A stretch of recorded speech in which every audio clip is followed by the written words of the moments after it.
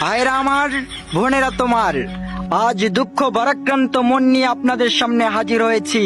আপনারা জানেন এবং বুঝেন আমি আমার জীবন দিয়ে চেষ্টা করেছি, কিন্তু দুঃখের বিষয় আমি এখনো বিয়ে করতে পারিনি। আজ বাংলার মানুষ কি চায়? আজ বাংলার মানুষ বউ চায়, বিয়ে করতে চায়, বাংলার মানুষ শ্বশুর বাড়ি চায়। কি অন্যায় করেছিলাম? কেন আমাকে বউ এনে দেওয়া হচ্ছে না? আমরা অবিবাহিত এই দেশকে বউ দিয়ে গড়ে তুলবো ইনশাআল্লাহ। এই দেশে অবিবাহিতদের বউ দিব।